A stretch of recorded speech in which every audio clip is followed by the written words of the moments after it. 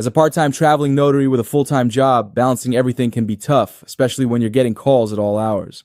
That's where Sabrina AI comes in. Think of Sabrina as your personal assistant who answers every call, handles appointment bookings, provides quick answers to common questions, and filters out non-urgent inquiries. Sabrina works 24/7 so you never miss a client opportunity, even when you're tied up with your full-time job. With this system, you can keep things running smoothly without the stress of managing calls yourself, giving you more time to focus on your work, clients, and everything else life throws your way. Scan the QR code for a free demo.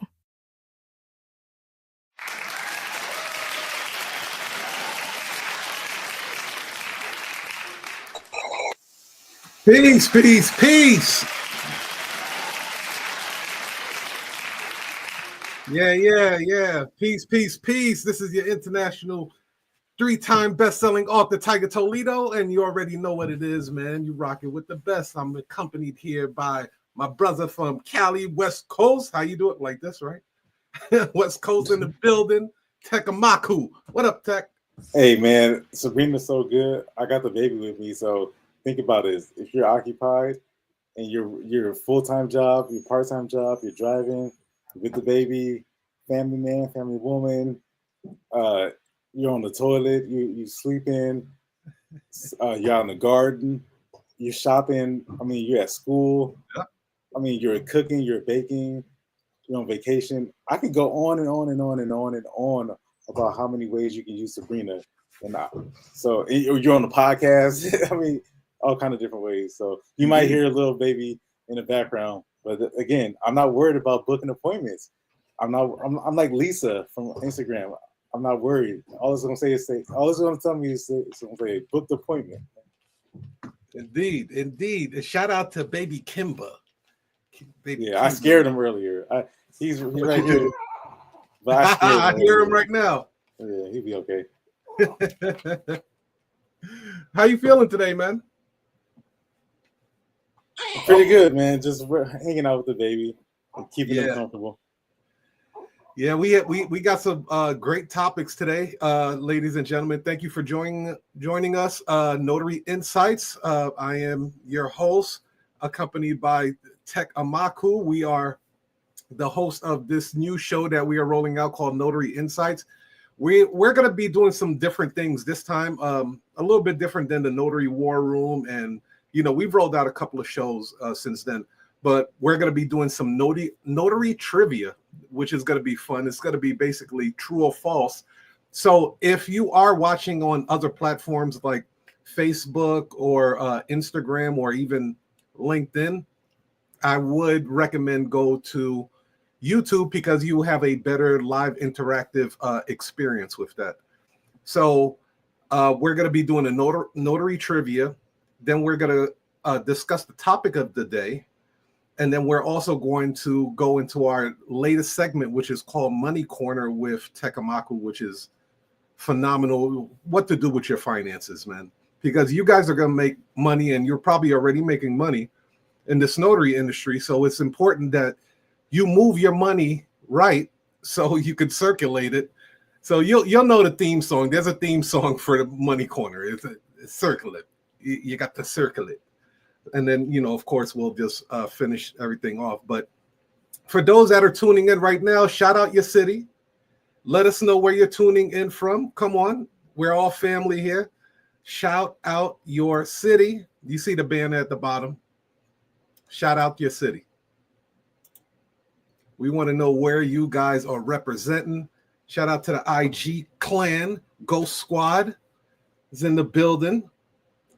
Tech, you want to add anything right now while I look this over real quick? Yeah, man. I'm looking forward to the Money Corner. That's all. Yeah. That's one of my favorite segments right now. And let you guys know that show is going to branch off on its own because it's that powerful. We've heard your comments and everything, so it's going to branch out on its own. Me and Tech talked about it, and it's going to be lit. Okay. We got Detroit in the building. We got Michigan, Detroit, Michigan. NY is always in the building. West Coast, SoCal. All right, all right. So I see you guys. All right. So first things first, we're gonna go over the first question of the day. True or false? You can add it into the comment section. True or false? A notary can notarize a document even if it's blank. True or false? Give you guys a couple of seconds.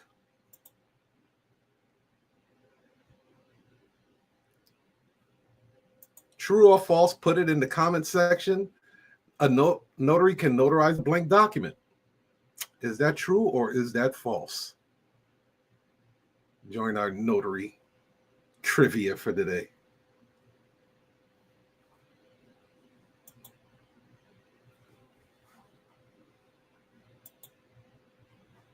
Okay. All right. So let me pull this up. The answer is false. A notary cannot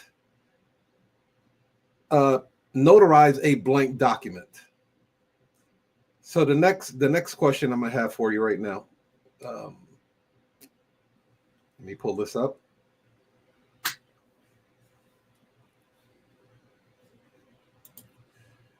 Next, this is general notary knowledge, y'all. So we're not going into the advanced stages yet.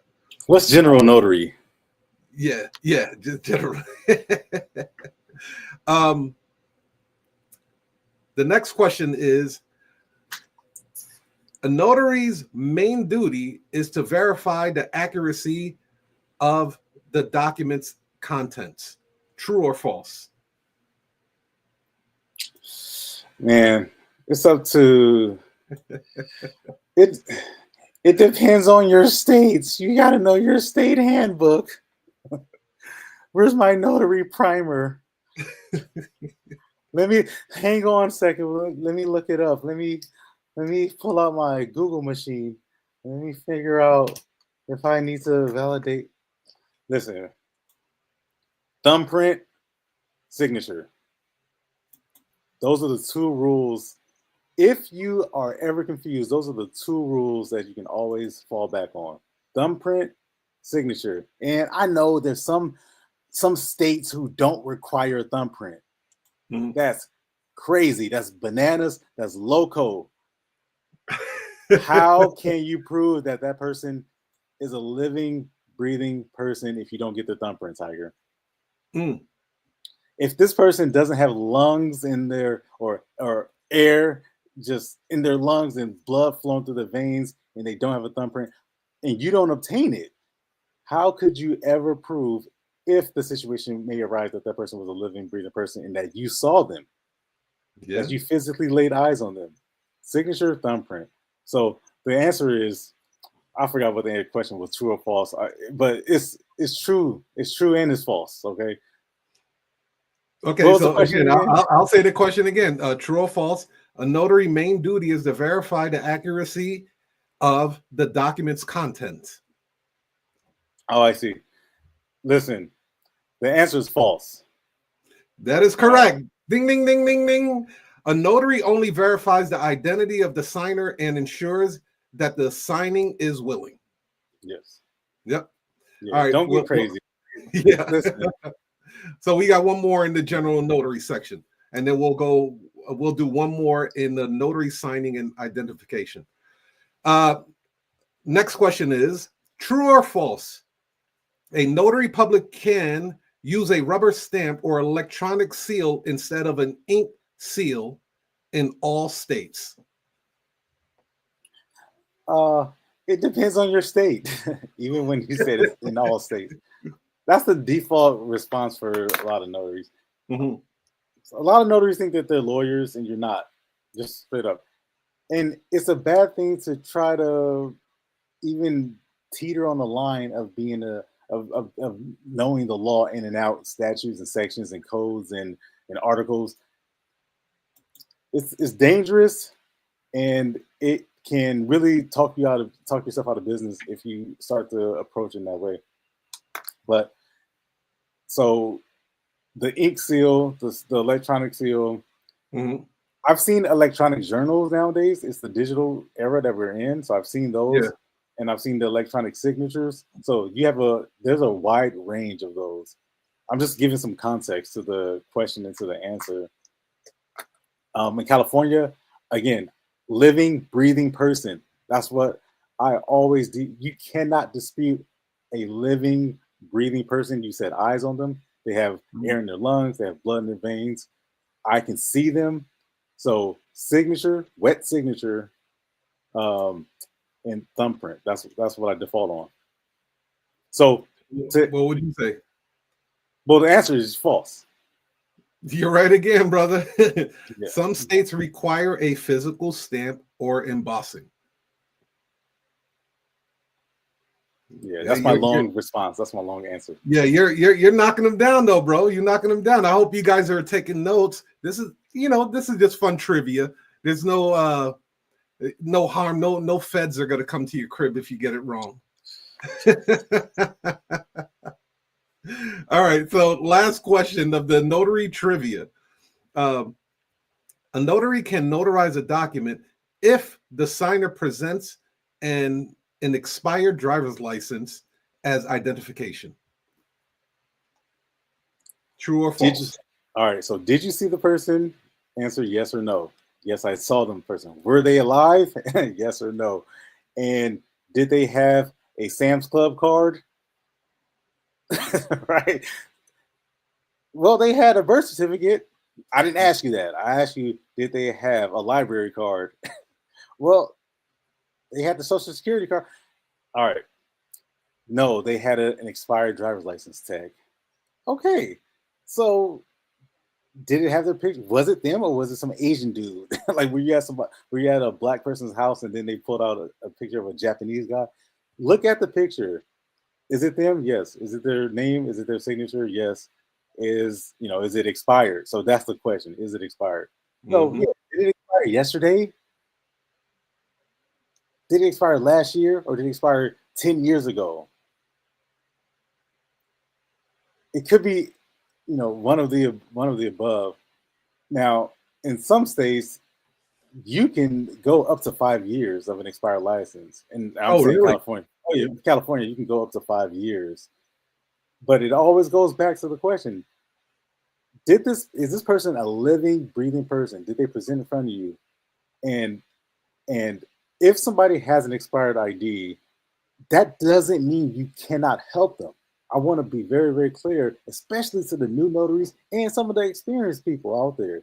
Don't be see. I want to dispel this fear that you guys all have because this industry is so fear based. My God, man, it makes me so fired up that people they're like fear mongers. You can't do this. You can't do that. You can't charge this. You can't charge that. You can't say this. It's always you can't. You can't. You can't. You can't. Well, what can I do? Damn it! Oh my God, what can I do? Oh, so all right. Because you don't have Sabrina, you didn't do your proper disclosures. So, right. If you have Sabrina, you wouldn't have to worry about this problem. But let's just say you are the unlucky few and you don't have Sabrina. So now, because you didn't do your due diligence and you didn't get the proper disclosure, you show up to somebody's house and they have an expired ID. Now what? Right. Do you walk out the house? You drove 30 miles for nothing and then you can't help them? Well, you do have options. You do have alternatives. See, now we're talking about strategy. Now we're talking about training. So you have the option of getting credible witnesses. You can get somebody who can identify this person. Should you still take their ID? Yeah. Even if they have a credible witness, you still take their ID. Did it expire yesterday? Did it expire 5 years ago? 7 months? Doesn't matter. Signature, thumbprint, always defaults to that. If it's expired, get somebody to identify this person. Cousin, uncle, brother, nephew, neighbor, caretaker, coworker, somebody.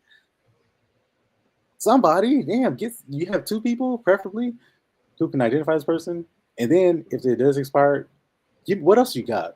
So you want to build up your case. This is what I would do. I would take give me everything.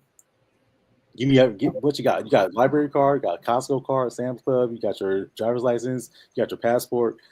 If something's expired, I'm taking everything, and I'm taking incredible witnesses, and I'm taking a thumbprint. So what I'm saying is, you can still help the person. And I know there's somebody out there who's going to say, you can't do that. Oh my God, you can't. Shut up. You can do that. The whole idea is to help this person. What are you going to do? Turn around every single person who comes to you? That's how you talk yourself out of business. That's why you're not in business very long. And that's why you're on these websites and on these signing services begging for work. He on one, y'all. Yeah, man. Tech smoking right now. Up, man. The whole purpose, because so many people talk about they're in business, and the reality is that you're not in business. You're in the business of losing money. That's what the business you're in. If you're looking for ways of or what you can't do, and you're listening to all the messages of what you can't do, and when the reality is that those people are terrified, those people are scared, and you're listening to messages from people who are terrified, and they think that they're going to go to jail. They're looking over their shoulder that the Secretary of State's going to come rob them or come lock them up, put you in the cage. Stop it. The notary industry is a money industry. This means that people are serious. Yeah, you got some scammers. Yes, you got some people who are fraudulent. But at the same time, for the overwhelming, right, Tiger, the overwhelming majority of people are they just trying to take care of something. They're honest and good people. Yeah, and you do the best you can with the resources that you have. But what I'm saying is, if you get in front of somebody and then they have an expired license, that doesn't mean you just turn them away. Right. Now you did give like the workaround on that one, right? But if you were to go to a client that it was just them and they had an expired ID, for the sake of this question, right? Yes. What would you say? Hey, man, go get your neighbor and your cousin, coworker, your uncle, your caretaker. Mm-hmm. Go grab somebody and tell them and have them and make sure that that's they have really not difficult at all. It's not a difficult thing to do for you to just, make that suggestion to them. And for them, they may not have been thinking outside that box like that because they were in the trenches. So by you suggesting, hey, do you have a caretaker? Do you have a neighbor that can just vouch for you? Because it's true what you said, Tech, that like elderly people, sometimes they don't have time to renew their license or get the infinity license, right? They're alive, they're good, they're not trying to scam anything, like they're at the crib. So that strategy is a very good workaround. Like, definitely take notes on that. It happens all the time. But would you say true or false? Wait, what was the question again? Can a notary notarize a document for a person that has an expired license? It depends. And I hate that answer, man. But for the sake of the question, I'm gonna say false. You are correct, brother. You are correct.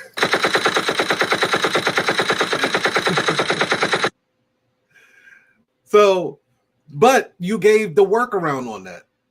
That's the thing.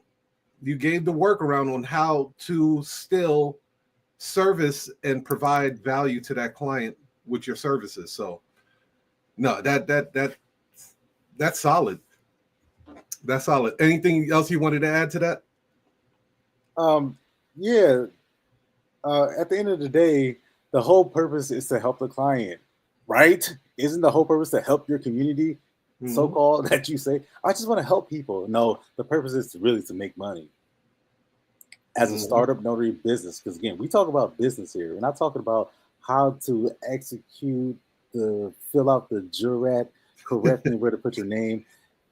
Go to Andre Hatcher. He can train you on that. You need confidence, you need coaching. Go to Andre Hatcher for that. We'll teach you how to get business and how to stay in business so that your doors don't close. So at the end of the day, you got to think the whole purpose is to get this person across the finish line. You just bought some property in Ghana, West Africa. You moved from the United States, and you went to Ghana, and you said, "The hell with it! I want to open up my own Airbnb bed and breakfast hotel." You need to execute the sale of your property back in the United States. You can't fly from West Africa back to the United States. It's unrealistic. So you do it electronically, right? The whole purpose is, and then they get to the thing, and then they have an expired ID. Like, what, the deal's done now? All of a sudden, come on now, help this person, provide the solution. Trust me, you'll stay in business much longer. Yeah, you're a problem solver, right? They have a problem, put on your thinking cap and solve the problem that they're having. That's it. It's that simple now. But they say statistically that one of the hardest things for people to do is use their noodle. Critical thinking is a very difficult thing. That's why distractions and TV and media and binge watching is a thing. Going to casinos and being occupied with distractive things forces you not to critically think about problems and solving problems. So, I mean, you're gonna have to figure that out, my man. They call themselves entrepreneurs, not even knowing what the definition of an entrepreneur is. An entrepreneur is not somebody who just works for themselves and keeps all the money and just self-employed. That's not an entrepreneur. Entrepreneur, you're putting together solutions. You're solving, either you do it by yourself or you do it with systems. You're bringing a solution to somebody's problem for a desired outcome. That's an entrepreneur. So if you call yourself, just because you passed the notary, the national whatever exam, and then all of a sudden you have a commission, now you're all of a sudden you're an entrepreneur? No, you're not. You haven't solved anybody's problem yet. Find a solution, man. Somebody comes to you, give them a solution. Stay in business. Keep your doors open, please. Yeah. Shout out to Sammy, 1970-ish. Putting the fire emoji in the joint. You know what I mean? Great name, Sammy. Great. Oh, by the way, I got some new sound effects tech. So, like I said, man, we're gonna start having a lot of fun with this show, man. Let me run through just a taste of some of the sound effects I added to our new show, Notary Insight. Shout out to you guys, everybody that's tuning in, by the way. So I have this one. I'll get neutralized. I can use that. I'm already thinking about ways we can use those. Yeah, they're so new right now. I haven't figured out how I'm gonna maneuver them. I got this one too. You suck, you jackass. I like that one. I'm gonna tell you, this is my favorite right here. Gay. That sounds like your voice. That's the Asian doctor dude from Hangover. That dude is the funniest. You know who I'm talking about? Yeah, I do know. Man, that dude is hilarious to me, man. So that's gonna be one that I use, sparingly. And then I like this guy right here, man. Oh, Nelson Munson or Nelson something. Yeah. And then I got oh my God, who the hell cares? All right. That could go with oh no, don't do this because the notary feds will be knocking at your door. The notary feds, yeah. The notary feds. Right. With their handcuffs. So, Tech, let's get right into it, man. So today's topic is the $100,000 blueprint, how smart notaries are doubling their income. Okay. So today we're going to break down some strategies on what top earning notaries are using to scale their business. It's going to include like some type of automation. We're going to talk about automation. We're going to talk about some upselling, and we're going to talk about, referrals and how important that is, like follow-ups and stuff like that, which SabrinaAI can do a lot of that stuff for you, a lot of that heavy lifting. But lead it off, brother. Let's start off with matter of fact, let's talk about automation, how notaries are using automation nowadays. I love automation. For the record, I am the person to talk about automation. Indeed. Yeah, Indeed. yeah. I mean, before I like to I don't give myself a ton of credit, but I give myself the credit for introducing automation to the notary industry. And I know there's some people who have different opinions about how automation works, and mostly it's basura. And what I mean by Basura. that is basura. I might have to like clone your voice and put that on one of my sound effects. Basura. Oh yeah, that'd be great. I like Yeah. that. Because, and here's what I mean by that. In all seriousness, you guys. So this is a one-man show for the most part. There's not very many notaries who have staff. Mm-hmm. I know they exist, but I'm saying for the most part, if you're watching this, you're probably a one-man or one-woman show operation, just doing everything by yourself. Now, that was my case. I knew that in order for me to have a sustainable operation, I can't do everything, mainly because I had another job and I liked that job. I didn't want to leave the job. So when I came across Rise of the Smart Notary, then a lot of these strategies, techniques really gave me the green light to go ahead and say, hey man, I'm on the right track. Mm-hmm. Okay. Now, this is when I started to search for ways that I could replace myself.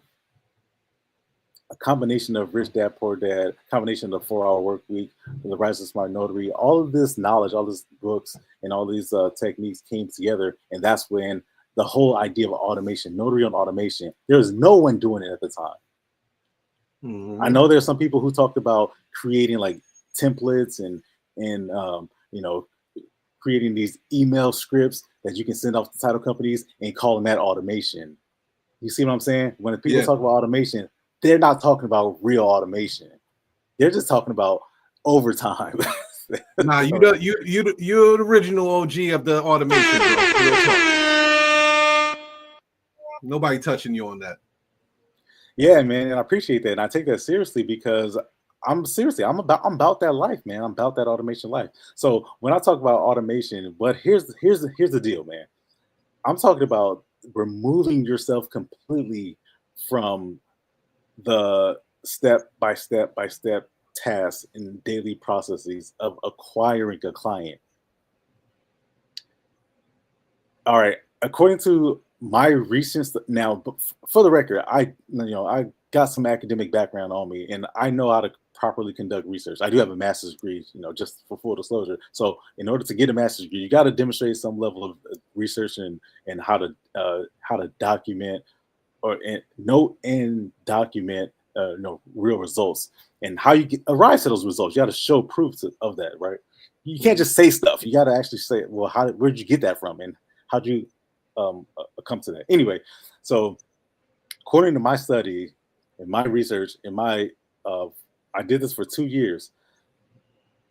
Every step of automation that you implement in your business saves you on average 19 minutes. You reclaim 19 minutes of your time and your life back.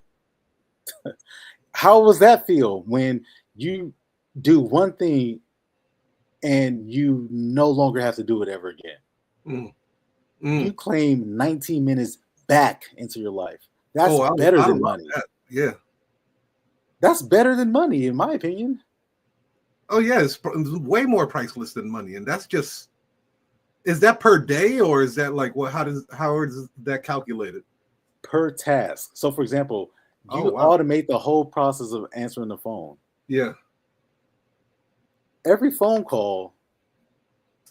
Every phone call may not be 19 minutes long. So that's what I'm saying.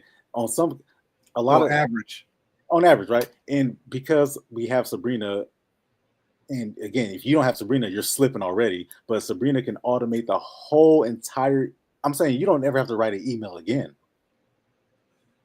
Yeah, man. So imagine how much time you've reclaimed. You've reclaimed hours back. So and you compare that to a 6-minute phone call. So yeah, so that's how that 19 minutes came about.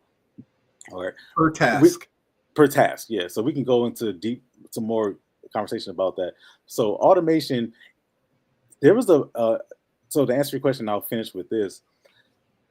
There was a post that was posted on the Sabrina on the command center. So for those who don't know, again, if you don't have Sabrina, you're already slipping. There's a command center that we have that all of the users, it's a knowledge sharing, knowledge base. One of the users posted something recently about 2 nights ago, and it talked about the difference of an equitable business versus a cash flowing business. Do you know the difference between the two? Has anyone ever explained that to you? Because you may have heard it in different terms, but an equitable business versus a cash flowing business, the difference between the two. And if you don't know the distinction, then you might, like some people call themselves business owners and they're not business owners, right? Some notary signing agents call themselves business owners and they're not business owners. And then they get confused and they're wondering why they have to sign up for all these databases and these signing services. And they can't name their own price. And they're looking for direct work from title companies. That's not a business owner, right? That's an employee. So you have to make a distinct difference. So somebody who has an equitable business. I hope I'm saying that right. I know I'm saying it right. Yeah, you're saying it right. Yeah. A cash flowing business is, in brief, a job, something that you have to go out and do it. I'll give you an example: a real estate agent. If you sell a house, you get paid a commission for the work that you do, and then you have to go and sell another house, right? The moment you stop selling houses, that's when you stop getting a commission. Is that true? Versus an equitable business, let's say you open up a real estate brokerage. You have real estate agents who sell houses.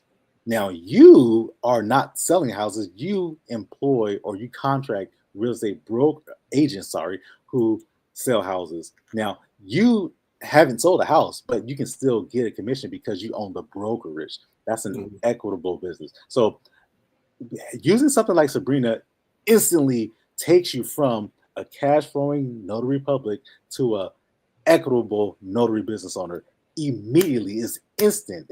It's not overnight. It's not next week. It's instant. The moment you employ Sabrina, you have now given yourself. It's like how the Rise of Smart Notary talked about becoming an agency owner. You now just immediately you go from, or you have the ability to go to, kind of go back and forth, depending on you.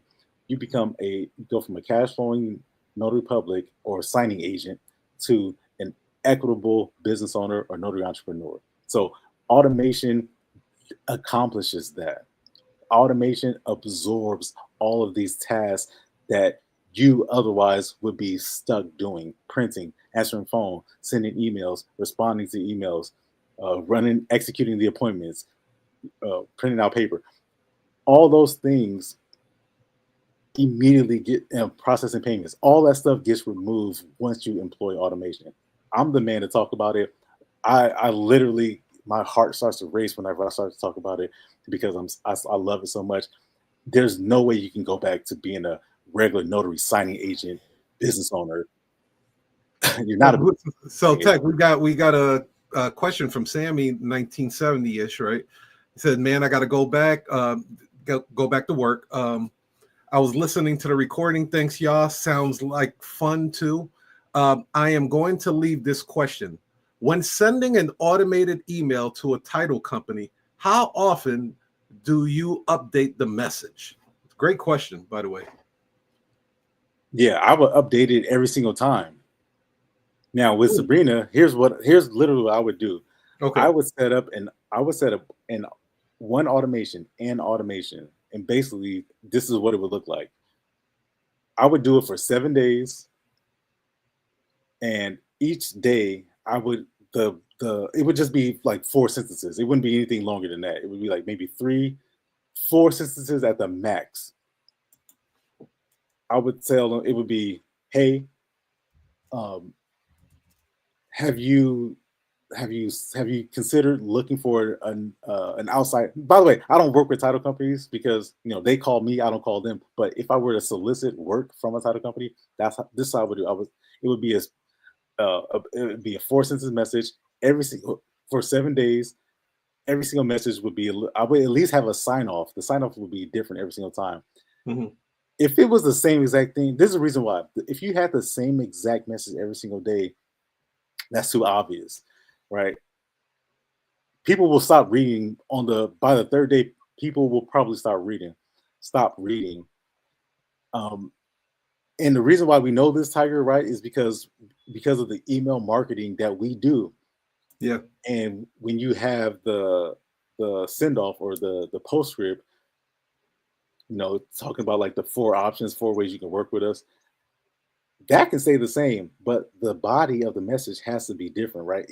Sending the same message over and over and over and over and over and over and over and over again is the moment that somebody realizes that this is the same message, they're going to do the exact same thing that they did the previous time and not respond. So if it's different, this is why I would send something different. But you are not sending that message. Sabrina's sending those messages. Now, do you have to set it up in the beginning? Absolutely. Like everything else, you have to set that up at the beginning. But again, for every automation, you've saved 19 minutes of work. How's that? How often do you send out emails? Every day. Every day. Every single day. Every day. Now, do I suggest you do that if you've never sent an email? That might be a pretty tall task. Overkill. Yeah, maybe work up to that. But I send out messages every day. Well, the way I feel about email is, I mean, my perspective may be a little bit different. If I subscribe to your page and I like what you're talking about, I want to hear from you more. You know what I mean? If it's something that's helpful and interesting, for instance, heck, I subscribe to the Wall Street Journal, right? Not all the topics that's in the Wall Street Journal is what I want to read. I just go straight to the business section. So every time they send me an email about business, I want to read it. I want to read the business and finance. That's how I feel about, any other email. If it's something that is helpful, insightful, maybe it'll make me laugh. Subscribe to a joke email list. I want to hear from them, sometimes not even just once a day, maybe 2-3 times a day. So, and again, this new generation that's coming up, they're recorded to respond more to their emails than any other previous generation. They're going to open their emails up like 85% more than Gen X and previous generations. So they want emails. Believe it or not, emails is far from what they would say dead. It's like even more active than it's ever been. And then now you have AI, and then you have Sabrina that can, craft out these wonderful curated emails. It's a wonderful thing now. It's one of the main ways to stay in communication without your content or your communication channel being suppressed, like an Instagram or YouTube or Facebook. Your communication is going to be suppressed with those platforms. They're just going to do it. Look, I could show you analytics from my YouTube of the last 7 days. I have about 1,000, probably almost close to 2,000 on YouTube. But for some reason, my view counts are, I mean, like, it's weird as hell, Tech. It's all at 400 something. It's like right in the middle. I was like, so what are you guys doing? Like, as soon as it hits 400, you guys start putting a stop to it? It's the weirdest thing to me, man, because the last 10 posts, all of them are in the 4s. So I know what they're doing. What you're talking about, you're talking about something that's very serious, and I want people to kind of catch this. He's talking about email and talking about sending messages every day and how people, they may want to hear from you, and it's subjective as to what's right and what's not right, what's wrong and what's not wrong. But what he's saying is something. What Tiger is saying is something and I want you guys to catch this. how serious this is about your ability not to reach the person who is a customer or somebody who's a client of yours. If you're emailing them, you can reach them directly. But if you're not emailing them, you're actually using some other type of method, then you actually don't control that. Right. You don't know whether it's a question mark as to whether or not that person actually receives it. Email actually eliminates that uncertainty, and you can definitely email them. You can definitely reach or get in contact or deliver what it is that you're trying to deliver. Using something like Instagram, they'll block you. Facebook, they'll block you. YouTube, they'll block you. Yeah. TikTok, they'll block you. I recently seen this video. Shout out to Nikki Sanders, Bigger Than the Brand, and she was talking about how the algorithm has changed, and she was explaining it, and I was like, you know what? The algorithm is becoming the new pimp, and the content creators are becoming the hoe. Because if you are relying on the algorithm to push your content or your form of communication, that means the algorithm controls you. If you're telling me that in order for me to somehow like trick, they really think they're tricking an algorithm and shit. Like the algorithm is not like playing poker with you guys. It's already set. They're saying, look at somebody else's content that is successful, and then basically copy their thumbnail, copy their title, copy their content. Like, I'm from the era, Tech. I was born in 1975, but I'm 80s, 90s. Hip hop is just coming up. It's making a splash. Copying people it just wasn't part of my mix. It was like a rapper trying to copy another rapper. That was always like a no-no. You know what I mean? Yeah. It was like wearing another nigga drawers. You don't do that. So for me, this whole content creation, I don't choose to play in that field. I know you ain't feeling that either, but I choose not to play in that field because it stifles my originality. It stifles what I may feel that my audience may need, not what the algorithm wants to see. I don't want to be the bitch to an algorithm. So that's why I'm very pro email marketing, because email marketing is probably one of the last channels besides the phone that they cannot stifle your communication. They're not going to tell you, oh, we want you to start communicating like this. We want you to start making videos like this. We want you to start making thumbnails like this. Like, damn, can I not be original? I'm cool with not having my channel monetized. I'm good with that. I can make bread other ways. Shout out to the cats that are making money on YouTube, but that, man, I'm gonna do it on my terms, bro. I'm like a black Frank Sinatra. I'm gonna do it my way, not the way YouTube wants me to do it or Instagram wants me to do it. That's bugged out. But that is the trend that is happening, and what's happening with the social media, not to get too far off topic, is that social media is now dictating the way they want you to release content. So they're basically creating these wonderful, creative, imaginative people to push their agenda, which is to get more advertising. So believe it or not, you guys are watching a live TV show. Notary Insights is a TV show. I don't treat it nothing less than an actual show that you would watch on ABC, NBC, Netflix. We are a live broadcast TV show right now. I know what they're doing. So they would say, hey, look, this TV show is great. Add this to the mix, add that to the mix. And then that way we can send some advertising, and then we'll give you a piece of the share. Tech, you and I both know we've been making money on YouTube and we haven't been monetized. Yeah, we're not for sale.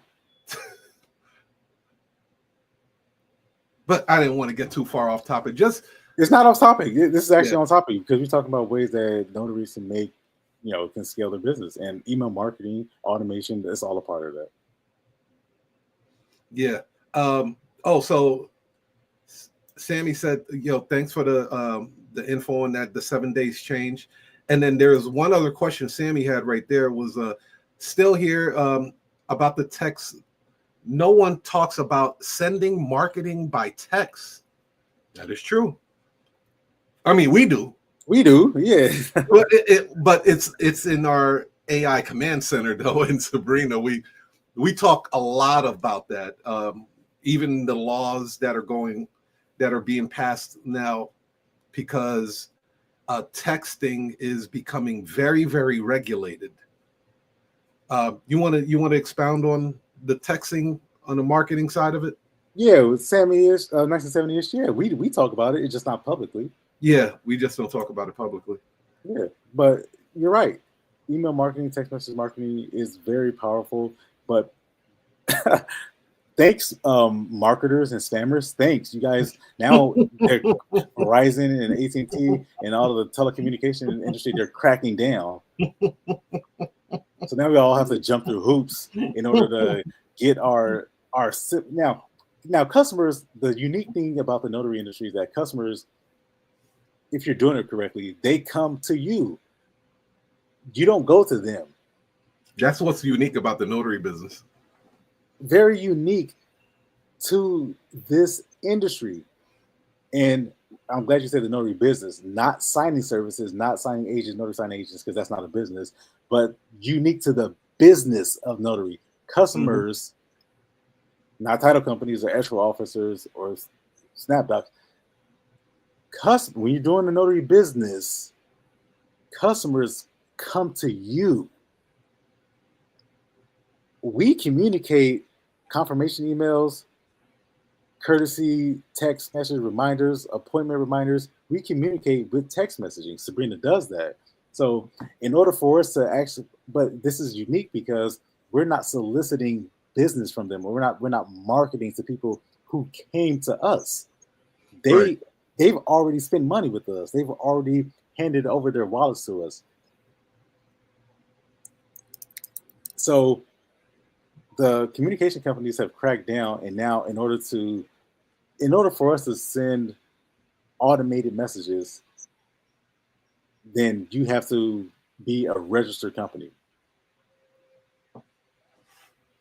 And Sabrina does it. Sabrina delivers walks you through that whole process so that you don't have to send manual text messages, which is what I used to do. I used to send manual messages before I automated that whole process and saved 19 minutes of my time back. Indeed. So before we go into the money corner, one last thing. What would you say about upselling? And how important is upselling in the notary business? Can you imagine going to Domino's Pizza or Chicago Pizza or Miami Pizza? Could you imagine going to Starbucks, McDonald's, and they did not ask you, did you want fries with that? Could you imagine going to Domino's Pizza and they didn't ask you if you would like a 2-liter soda? I mean, just take a moment. Can you imagine going to Chipotle and then they didn't ask you if you would like chips with this? Yeah, that's crazy. Oh, hell no! I'm gonna take it even a step further because I know some of you guys don't even believe me as I'm asking you these questions. You still don't believe me. I'm gonna take it just in case. I'm gonna take it a little bit deeper. Could you imagine going to Pizza Hut and then they didn't even tell you when the pizza would be ready? They just left it up to chance. They said, "Oh, I guess whenever you get here, maybe 10 minutes, maybe 20 minutes, maybe 30. We might be backed up. Maybe it could be 45 minutes to an hour before it gets delivered." So And then I'm gonna take it just because again, I know that there's somebody out there listening. I know there's a notary signing agent listening to me right now who don't believe me. So I'm gonna take it even further. Not only did they not offer you the soda, not only did they not tell you when it would be ready, not only that, but they also didn't even tell you what the price was. Think about that for a second. Could you imagine a world where they didn't offer you, for whatever reason, they didn't, probably poor training, but they didn't offer you what else comes with it? The cinnamon sticks, the cheesy bread, they didn't offer you nothing. They didn't tell you when it would be ready. And they didn't even tell you how much it would be. That's how some of you guys are running your notary business right now. You might be guilty of that. Look yourself in the mirror right now. You might be guilty of that. I certainly was. And that's the only way that I was able to advance beyond that. That's how we were able to progress and evolve beyond that, because we looked ourselves in the mirror and we admitted to ourselves, we're running a damn Mickey Mouse cartoon operation right now. We're not in business. How would you feel if you call somebody and they didn't even tell you how much it cost, they didn't tell you when it would be ready, and then they didn't even offer you any other of the options? Your notary business that doesn't offer an upsell is not a business. You're leaving now. Put aside the whole fact that you're leaving money on the table. Like I think that's probably beyond a lot of new people. They're just trying to get appointments. They're not even concerned about leaving money on the table. We know that they're leaving money on the table. We know that most of the coaches and the so-called gurus and educators out there are not telling people all about how they can recapture. Man, people are running out of gas trying to get to these appointments because they waiting 40 days to get paid. That's not a business. Yeah, that's not cool, man. That's not cool at all. Ain't nobody got time for that. They're telling you should take these. You just got commission yesterday and you should start at the bottom. You should charge $20 just so you can get your feet wet. What? Damn. Do you not have a notary commission? Why can't you charge what I charge? You're qualified to do just as much as I can. If I passed medical school, I went to medical school and I passed the MCAT and I got into the school and I passed my board exam, I'm able to perform a surgery. Just now, the different levels of qualification. Maybe that's not a good analogy, but I'm working on my analogies. I'm trying to get like Tiger. So the upsell, by the way, if you're not offering these options to people, then not only are you missing out on business, but you're cheating your client and you're hurting yourself. Yeah, definitely. You are cheating your client.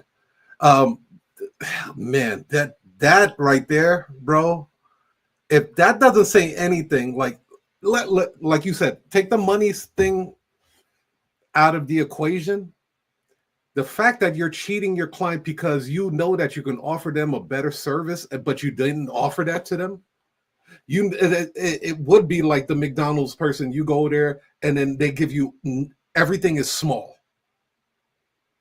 You go there and you say, hey, I want a Big Mac, fries, and a drink. And they give you a Big Mac, small fries, and a small ass drink. And you know this dude is hungry. You'd be like, he told you he's starving. You don't offer it. Would you like, make it a large? You don't want an apple pie with that, like as a dessert? Like you literally are cheating your customer out of a great service that you actually offer. So the upsell it's not really you. Yeah, there's a transaction. Everybody knows there's a transaction. It's business. If you don't know that there's going to be some type of transaction happening, something's wrong there. They understand that they're calling a business, but at least give them the option to upgrade to first class. If first class is only a couple of $100 more, don't count their pockets. I'm gonna tell you, don't count their pockets. That's a big no-no in just sales, period. You don't count a person's pockets. You don't know how much money they're making. You don't know how much money they have. You don't know how how they're moving money around. Do not count their pockets just because your spending habits are different. So if you offer, top tier services, bro, that's like going to a bar in a nightclub, and they tell you, do you want a Long Island iced tea? Yes, I do. Do you want top shelf liquor? Motherfucking hell yeah, I want top shelf liquor. Right. But you gonna give me the bottom of the well? Fuck you out of here. I don't want that, man. Gay. No, I want the top. I want the best of the best. So yeah, go ahead, bro. Yeah, I mean, you'll never come back. Otherwise, you'll never come back to this place. You want to go to the place where they open up the velvet ropes and then they offer you the whole menu. Do you want it today or do you want it next week? Mm-hmm. I want it today. Okay. Do you already have the document prepared, or would you, did your printer run out of ink and we could provide it for you? Just upload the document for us. Yeah, okay. All right. Did you want to keep the document with your client, Mr. Attorney, or did you want us to ship it, the original, back to your office? All those are upsells, yo. Upsells. Bro, this is stuff that you can use today. We're not talking about use ChatGPT to draft out a fake email and then pull out a manila folder and then staple your business card to it and then walk into a title company and then beg them for work. No, and then wait 7 days and then do that over and over and over and over again, wasting gas money, wasting lunch, and then wasting your time. And then hopefully, maybe, possibly they'll call you back for a $60 order. But it costs you $120 to do all that legwork. No, we're talking about stuff you can use right now, today. Mm-hmm. This is stuff that we've been doing for years. We're just giving it away to you guys. There's no competition. Zero competition, bro. Zero competition. Go use this stuff. You can use it today, right now. Yeah. So, Tech, you already know what time it is, but before we go into the money corner, let's go into a commercial break. As a part-time traveling notary with a full-time job, balancing everything can be tough, especially when you're getting calls at all hours. That's where SabrinaAI comes in. Think of Sabrina as your personal assistant who answers every call, handles answers to common questions, and filters out non-urgent inquiries.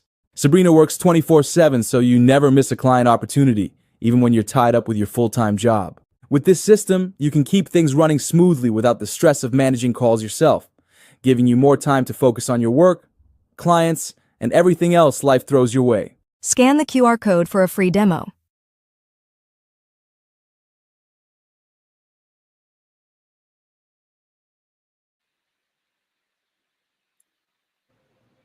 Well, you guys know what time it is.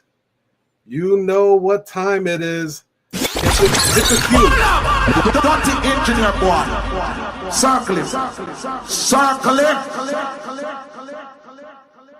It is now time for Money Corners with Tech Amaku. This is where we talk about finance. We talk about things that will help you with your finances. You're going to be making money in this business and other businesses. We want you to circulate your money. That I think the theme song deserved another round. Dirty engineer boy. Circle it. Circle it. I just realized it says dirty engineer boy. I just realized that. Let's see. So I'm going to share my screen. Okay. Sure. Hopefully it shares correctly. So I'm going to do this real quick. But today, we're not going to overwhelm you with this information because I know a lot of it is new. And a lot of it is, it's going to take some time to kind of work up to it. But that's okay. You got to start somewhere, my friend. And today, I'm going to give you guys, you can see my screen?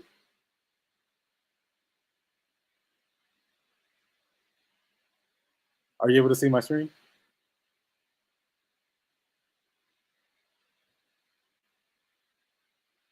Are you able to see my screen, Tiger?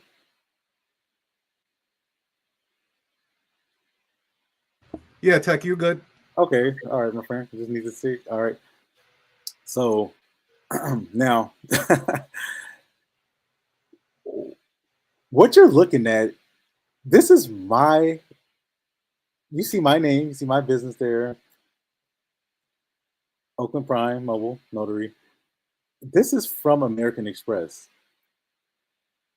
American Express sent me an offer to, and let's read, by the way, let's read. So I want to make sure everybody gets this, especially for people who watching this on replay, and then you might be driving or, at the gym or, walking with your dog or something. But I just wanted to make sure that you guys don't hear. So it says, this is a promotional offer from American Express business. And it says, enroll in a 9.99% promo APR. Exclusive offer on eligible new purchases for 6 billing cycles. Then your purchase rate applies. Propel Oakland Prime Mobile forward with pay over time. Give yourself time to pay for key purchases and surprise expenses. Your pay over time option can help you purchase with confidence, manage cash flow gaps, get extra time paying off big purchases. Terms and conditions apply. Click here to learn more. Eligible purchases can be automatically included in a pay over time balance up to the pay over time limit. So we all see that, right? Now, my question to you guys is, why would American Express or any credit card company for that matter, a whole myriad of them, Wells Fargo, Bank of America, Chase, whatever, you can name Citibank, your credit union, why would a multi-billion-dollar company that makes money off of interest, APR, 9.9%, why would they offer a promo of 9.99%? Why would that doesn't make sense. The average credit card interest rate, does anyone know? I know there's some people watching. The average credit, go look at your credit card contract. Feel free to put it in the chat if you're watching live, and then you can leave a comment if you're watching this on replay. What is your credit card interest rate? Take out all of your credit cards and list out the interest rates. Don't be ashamed. I'll tell you what mines are.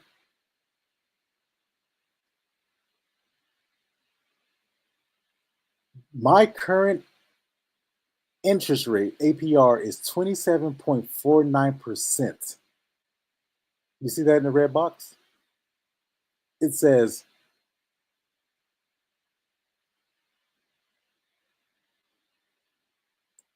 exclusive offer on eligible new purchases for 6 billing cycles, which basically means 6 months. Then your purchase rate applies. The purchase rate is 27.49%. But for this offer, if you so choose to accept it, you can reduce that 27.49% down to 9.99%. Does that sound good to you? Of course it does. But my question, that's not my question. My question is, why would American Express make this offer? Let me break this down. Here's a couple of reasons why.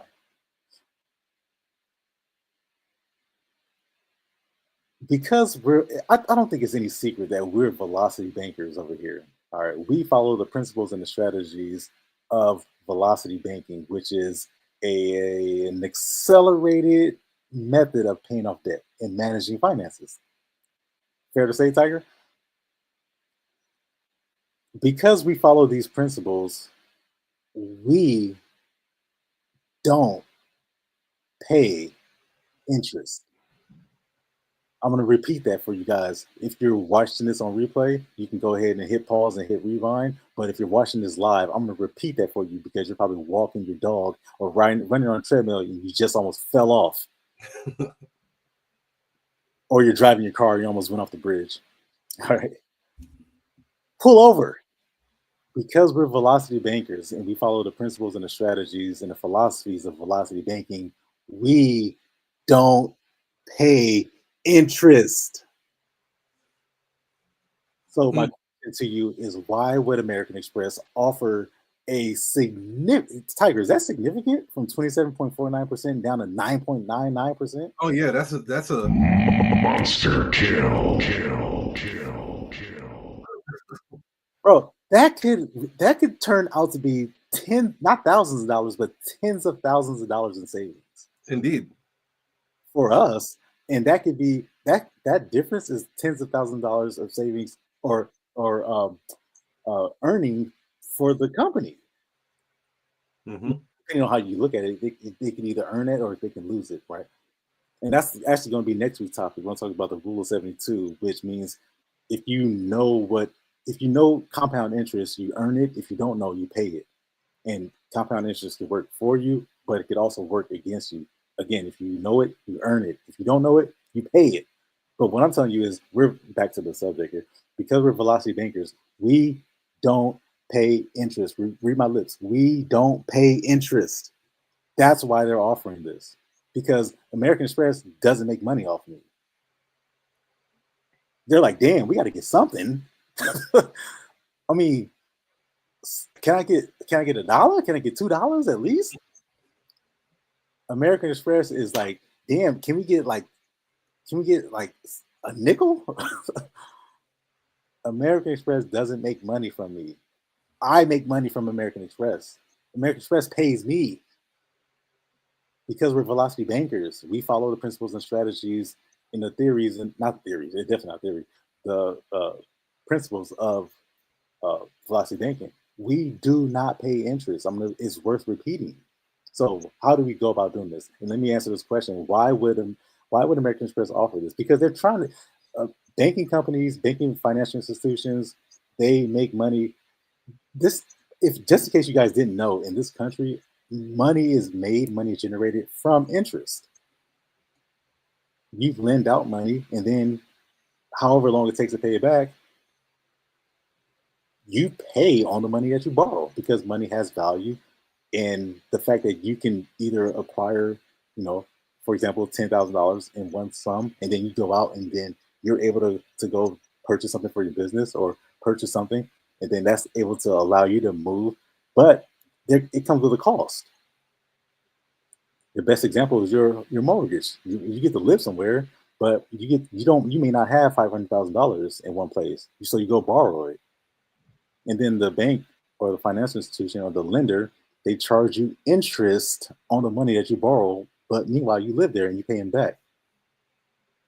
That's the only way money is made in this country, by the way. I don't know if you guys know that or not. It's interest, the interest on the money that's lent. So the closer you get to zero, the better.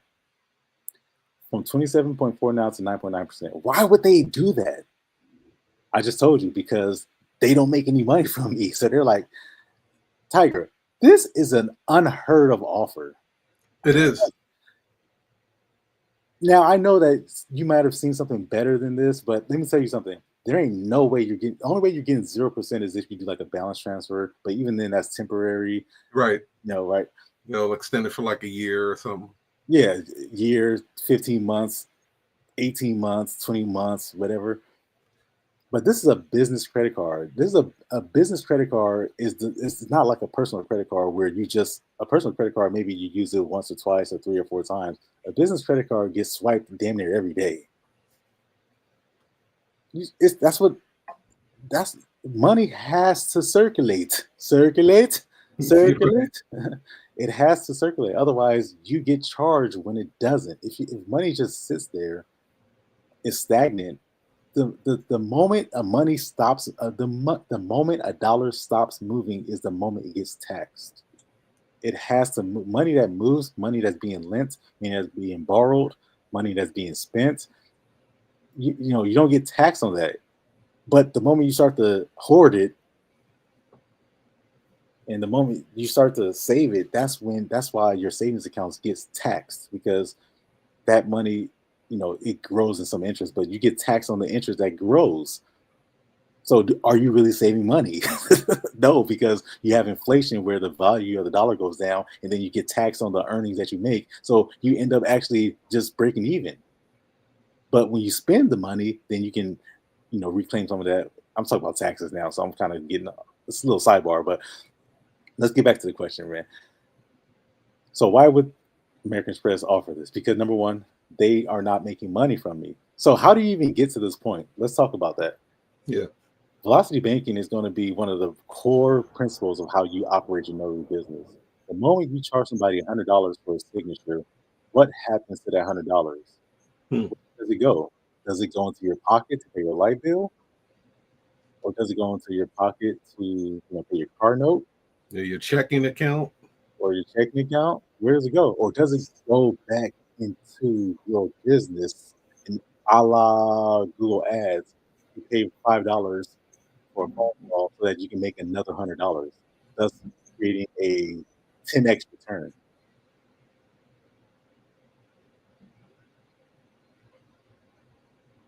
These are serious questions, you guys.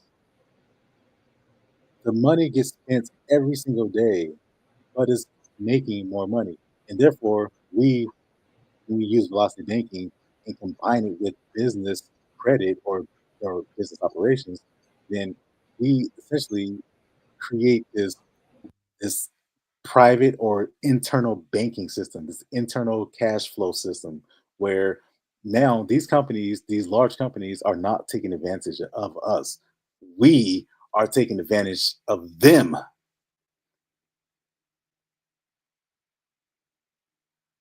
You ever heard the question, is it possible to be your own bank? Well, yeah, that's kind of popular, circulating around on YouTube and Instagram and TikTok and people. But I always ask, what does that even mean? What does that really mean? Well, here's an example of how you can be your own bank. You have an internal, self-contained cash flow system where money goes out and then money goes in. And then what what you pay in interest is zero, meaning you're not paying someone else to use, OPM, to use other people's money. I'm not paying American Express to use their money. They want me to pay them, but because we're velocity bankers, we know how to navigate those scenarios. So right now, I want you to look at your credit cards and I want you to look at the contract and see what's your current APR. So let me ask you, you know, will I take this offer? Will I accept this offer?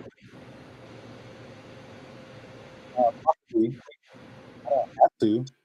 But the only reason why I would accept this under the conditions in which I would accept this offer is if I had a very large expense coming up and I knew that I was going to what they call pay over time. I knew that I was going to carry a balance. Therefore, let's say I spent $5,000. No, I'm gonna be more realistic. Let's say I spent $100. All right, let's make it more realistic. I feel like these large numbers sometimes people tune out, and if I bring it down to something that's more realistic, then people start to really pay attention, and then they can Mhm. really grasp it. So let's Yeah. say I spend $100. When the payment is due, I don't pay off the $100. I make the minimum payment, which is $35. So I make the $35 payment, which brings my balance down to $65. Because I still have a remaining balance of $65, American Express, they have a pay over time feature. In other words, I get charged the 27.49% interest on the $65 remaining balance. So now that $100, which I then paid $35 on the minimum, which dropped it down to 65, and then I'm charged or I'm assessed a 27.49% interest, that 65 now goes up to, let's say, 87. So I really paid $13, didn't I? I didn't pay 35. I really paid about 13 because at the end of the month, my balance is now $87 because of my 27.9%. Now, the reason why I would use this offer is if I planned on not paying off the balance. That's the only condition in which I would use this offer. So at the end of the day, will I use this offer? No, I'm not.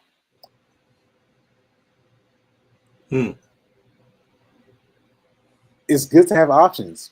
When you use velocity banking and you use these type of alternative philosophies, these alternative approaches, you ready for this? A world of opportunity is opened up when you use credit the way it's supposed to be used. When you're not afraid, you don't show fear, but you approach it in an informed, in an exciting way. And banks get happy because they're like, oh, wow, look at this. Somebody who knows how to use it the right way, the way it's supposed to be used. Let's offer them more because they want me to spend more money. American Express wants me, they're trying to entice me. Hey, man, spend some more money and carry the balance for 6 months. Pay for something that's really expensive and carry the balance. You won't get charged at 27%. You get charged at 9.99%. Doesn't that sound good? Well, yeah, it sounds good.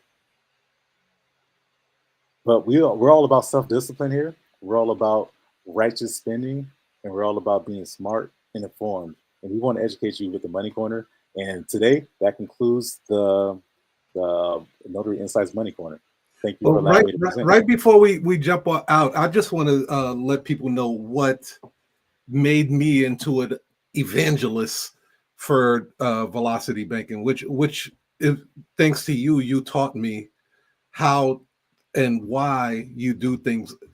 It was a conversation. I remember I had dropped my wife off at Bally's Casino, and I drive around the downtown Chicago. Downtown Chicago is probably it was actually rated for the second time in a row one of the most beautiful cities in the U.S. Downtown Chicago is just gorgeous, right? So I like to go over by Sofitel, I think it's called, hotel. Is you get to see the river walk and stuff. So I'm sitting in the car and I'm chopping it up with you, and then you had said something to me. You said that you don't worry about interest rates, and that was foreign for me, right? Because everybody in my circle, that's why it's very important that you take delicate care of the 5 people you're around the most, right? You said you don't care about the APRs, you don't care about the interest rates, and that was very foreign to me. And I was like, why? He was like, because of velocity banking. And then you recommended some people for me. Well, you recommended a guy for me and shout out to CJ, velocity banking guy. He was able to break down or elaborate some more of the stuff that you said, which he said that the principal is the host and the interest is the parasite. Yeah. Like the parasite needs a host to live. So when, as you explained, the 27.99%, and you got it down to $65, the interest is only on that principal. Yes. So it's not on that entire $100 or $1,000. It's only feeding off of that. So the concept, it took me a while, y'all. I ain't even gonna lie. It took me about a week to like really understand those concepts, because I was operating off of the old way of moving money. I was operating out of the old, dried up, shriveled, geriatric way of doing money. Like money, I'm learning from the people that said money don't grow on trees. You know what I'm saying? I'm learning from people that say credit cards are evil. These are the people that were reinforcing my habits when it came to finances. Velocity banking, which is fairly new because it only came out in the 1990s. What is happening now is that credit card companies and banks are realizing that people are learning this velocity banking, and what it's making them do is create new products to accommodate people that are learning this form of velocity banking method. So that's exciting. It really is, man, because they're paying attention, right? they're paying attention, and that's why I think the Money Corner is going to be one of those groundbreaking, because there's only a handful of people talking about it. It's, as far as I counted, there's only 3 people really talking about it. So now it's 4, makes you. Yeah. But for those that don't fully understand, can you break down what velocity banking in layman's terms? Velocity banking. So if you have a credit card, or you have a personal loan, or you have a mortgage, any form of debt, and the bank or whoever lend the money to you, they have a timeline for you to pay it off. For example, a 30-year mortgage. If you pay that 30-year mortgage every month on time, isn't it true that after 30 years that mortgage should be paid off? Mm-hmm. Okay. So if you have a 4-year car loan, you just went and bought a new Toyota, and then you make payments on time every month for 4 years or 48 months, shouldn't at the end of that term your car be paid off? Yep. Okay, so velocity banking is the idea that, like you correctly stated, there's when you get a loan, a mortgage or a car loan or credit card, same thing. But for the sake of this conversation, we're going to use mortgages and car loans. There's 2 parts of that loan. When you sign that paper, they give you, there's 2 parts. There's the principal, which is the amount of money that they borrowed, that they gave to you. And then there's the interest. The interest is based solely on whatever the principal is. Mm-hmm. Now, to answer the question without getting too much in the weeds, there's compound interest. You probably heard of that, Mm-hmm. Albert Einstein, right? And then there's simple interest. So there's different types of interest, right? And we'll talk about that in the future. But when you borrow that mortgage 30 years, after 30 years, it should be paid off. Mm-hmm. When you finance that vehicle after 4 years, 6, 7, whatever years, after that amount of time, it should be paid off. Mm-hmm. And you're talking about like the recommended payment, or the payment that they give you to pay. The banks and the lenders, the financing company, or even your cousin who lets you borrow money, right? Pay me back by this Friday, right? Yeah. They give you a timeline to pay it off. That's their timeline. Yeah. But because we're velocity banking, we create our own timeline. That's what I love about it right there.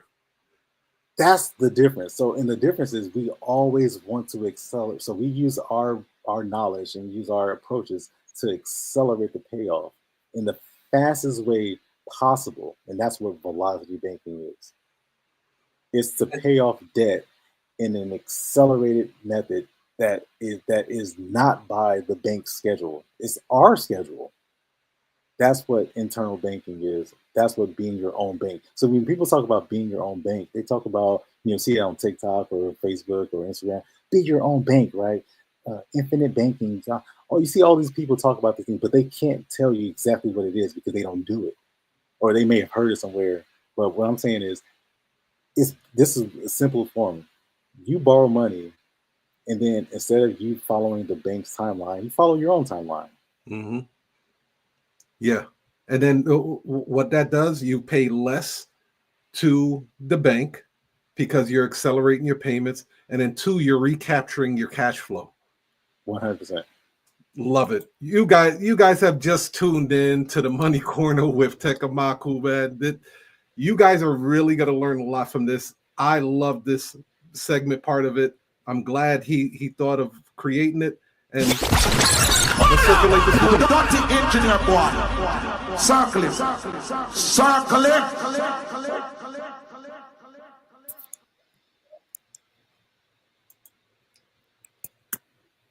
So we're at the hour and 30 minutes in now. And so we want to invite you guys. We want to send out a personal invitation for you guys to book a free demo to see how SabrinaAI can work in your notary business. It is a groundbreaking software that Tech and I has created. You can scan that QR code. Sabrina will answer your phone, schedule your appointments for you. Tech. Yeah. Yeah. So What else can she do for you?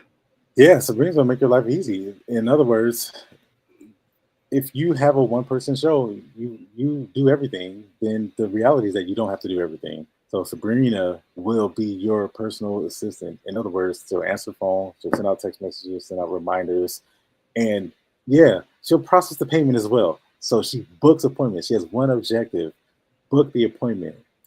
Every time you every time you miss a phone call, that costs you $8. I don't know if you guys know that or not. Every time somebody calls you and you don't answer it, or you do answer it and you don't book that phone call, or you don't book that appointment, you've paid $8 out. Yeah. On average. Sometimes it's more, sometimes it's a little bit less, but on average, just so think about the next time you miss a phone call. Think about the next time you're at an appointment, you're at the signing table, and then somebody says, "Hey, can you do single signature, one signature, two signature, three signature, 8 signature document today at 1:30," and then you miss the phone call. You try to call them back, and they say, "Hey, you know what? Thanks, but no thanks. We already found somebody." Yeah. You not only lost out on the opportunity to make that a recurring client, a one-time client, but you've actually, now you're in the red. You've actually lost money on that. So Sabrina, to me, it wasn't worth it it wasn't worth it. I couldn't afford to miss a phone call. It wasn't worth it to miss a phone call. So we had to find a solution, and Sabrina was that solution. Indeed. And so right now, we are, for a limited time, you will get a 5-page optimized website for those that don't have websites and you are in the notary industry. This will be a great, addition to your notary business. You get a 5-page already optimized and ready to go. All you have to do is change your logo, phone number, and then your location, and then it's ready to go. You just hit publish now, and it's ready to go.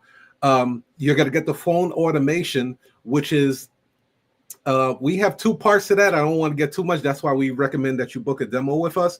But we have an AI feature, and then we also have an IVR feature. Not going to get too technical with that, but she will answer your phone. So shout out to the homie Sammy. Like Sammy was watching Notary Insights on their break, but had to go back to work. So you could imagine Sammy may not be able to answer notary calls, right. Work. So at least with Sabrina's going to be answering the calls and booking the appointments, smart scheduling, booking the appointments for Sammy. There is an agency mode. Also, Sabrina's got to give him a business phone number. And it might be Samantha or Sammy, so I'm gonna say I don't know which one it is. And then you have the automated follow-up. So this is for people right now. I mean, it's for full-time notaries, but it's really, really something special for people that have a full-time job and then they're doing the notary business on the side. It's remarkable for them. Actually, I want to give a big shout out to my man Steven Mercedes out of Bronx, New York. He's going to be on the show next Wednesday at 6 p.m. for Notary Insights next Wednesday. Tune into that. He is an active user of Sabrina, and he's doing some remarkable things out there in Bronx, New York. You guys can connect with him if you guys need a notary. Let's say you're out like Sammy's in Texas. Connect with Steven Mercedes, that's out of New York. Now his agency just grew and now has an East Coast factor to it. Look, we're giving you guys the tools. We're going to give you guys the tools. We're going to give you top-notch people to connect with, the networking, the group. I can't even discuss what we do with the Discord. If you guys join our AI command center, the people in our personal group is phenomenal, which you'll also get access to that when you become a SabrinaAI member. So what I would like to do, once again, I'd like to extend a personal invite for you to get an exclusive demo. Go ahead and scan that QR code, and we would love to see you. Any final words, Tech? Yeah, we talked about earlier about being a cash flowing business versus an equitable business, and the difference between the two. A cash flow business is basically you. An equitable business is something that's you, but it's also, there's a process behind it. And the best example would be something like a McDonald's, or the example that I used was being a real estate agent as a cash flowing business, and then being a real estate broker or owning a brokerage firm as being an equitable business. When you're a notary and you're trying to think about scaling and you're trying to think about expanding, there's only two ways you can do it. You can ask for more money, you can like ask for a raise. Mhm. And if you have to ask for a raise, that should be the first sign that you don't have a business. And secondly, you can work overtime. You can work more. You can try to get more appointments. And then even then, you still have to ask for more appointments from the title companies or from the signing services. You have to extend yourself. But when you talk about scaling from an equitable standpoint versus a cash flow standpoint, when you employ a business solution like Sabrina, you instantly have expanded. It's immediately. It's not overnight. It's instantly. It's immediately. You now have removed yourself from the bottleneck of what prevents the processing of appointments and processing of payments. So go ahead, give it a private demo. See what it is. See if you still have questions, get the demo. At least look into it. See what it is. At the very worst case scenario, you just say no, but at least inform yourself. Indeed. And with that being said, peace, love, and happiness to you guys. We wish you the very best in your life. Enjoy your day, seize the day, and party hardy. That tune, nobody know with that tune.